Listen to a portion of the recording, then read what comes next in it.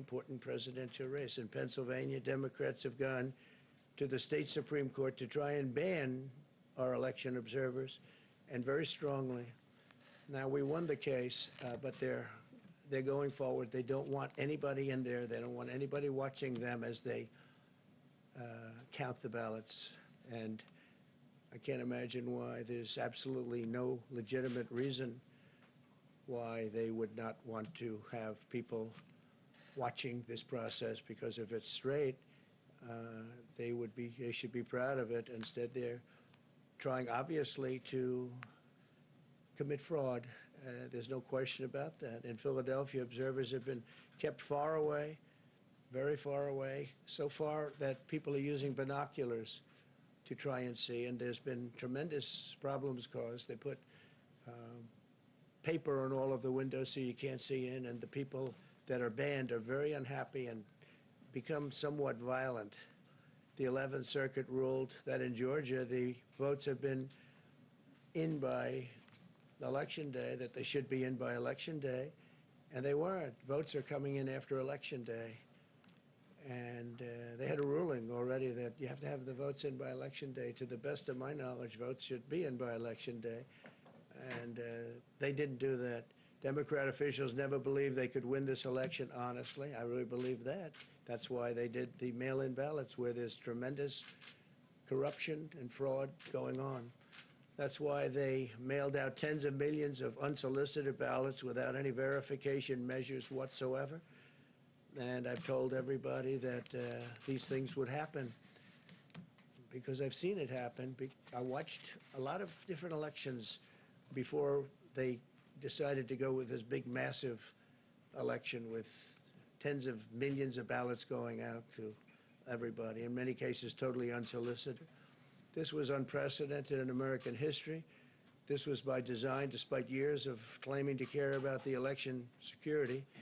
They refused to include any requirement to verify signatures, identities, or even determine whether they're eligible or ineligible to vote. People are walking in there. They have no idea. They're just taking numbers. They're writing down things, the workers, and doing a lot of bad things. And we have a lot of information coming and litigation that you'll see that will shake even you people up. And you've seen it all. The officials overseeing the counting in Pennsylvania and other key states are all part of a corrupt Democrat machine that you've written about, and for a long time you've been writing about the corrupt Democrat machine. I went to school there, and I know a lot about it. It hasn't changed. It's a long time ago, and hasn't changed. It's gotten worse. In Pennsylvania, partisan Democrats have allowed ballots in the state to be received 3 days after the election, and we think much more than that.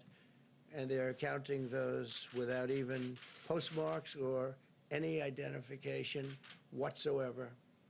So you don't have postmarks, you don't have identification.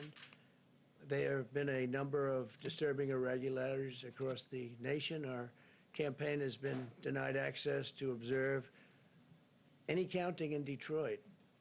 Detroit is another place, and I wouldn't say it has the best reputation for election integrity. Poll workers in Michigan were duplicating ballots, but when our observers attempted to challenge the activity, those poll workers jumped in front of the volunteers to block their view so that they couldn't see what they were doing. And it became a little bit dangerous. One major hub for counting ballots in Detroit covered up the windows again with large pieces of cardboard. And so they wanted to protect and block the counting area. They didn't want anybody seeing the counting, even though these were observers who were legal observers that were supposed to be there. In Detroit, there were hours of unexplained delay in delivering many of the votes for counting.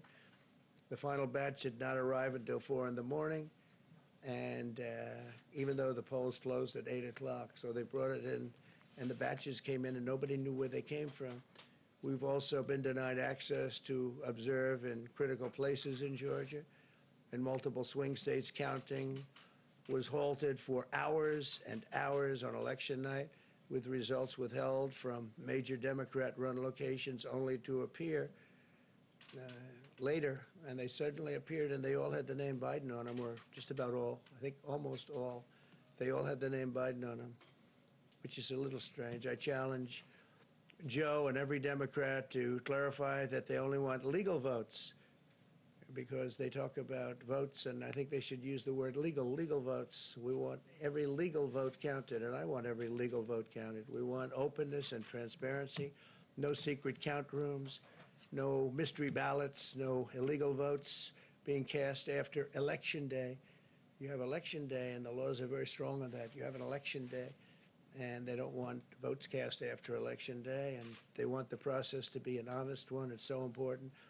We want an honest election, and we want an honest count, and we want honest people working back there, because it's a very important job. So that's the way this country is going to win. That's the way the United States will win, and we think we will win the election very easily. We think there's going to be a lot of litigation because we have so much evidence, so much proof, and it's going to end up perhaps at the highest court in the land. We'll see. But we think there'll be a lot of litigation because we can't have an election stolen like this. And I tell you, I have been talking about this for many months with all of you, and I've said very strongly that mail-in ballots are going to end up being a disaster. Small elections were a disaster. Small, very easy to handle elections were disastrous. This is a large-scale version, and it's getting worse and worse every day. We're hearing stories that are horror stories, absolute horror stories. And we can't let that happen to the United States of America. It's not a question of who wins, Republican, Democrat, Joe, myself. We can't let that happen to our country.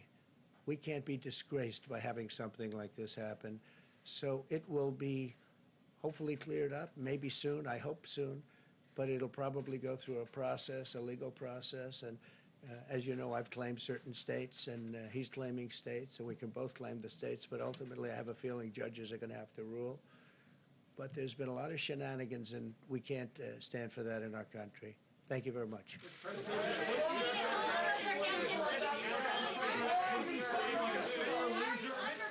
Are you being a sore loser? Why is the president undercutting this process? Haley, are you here as press secretary or Trump advisor?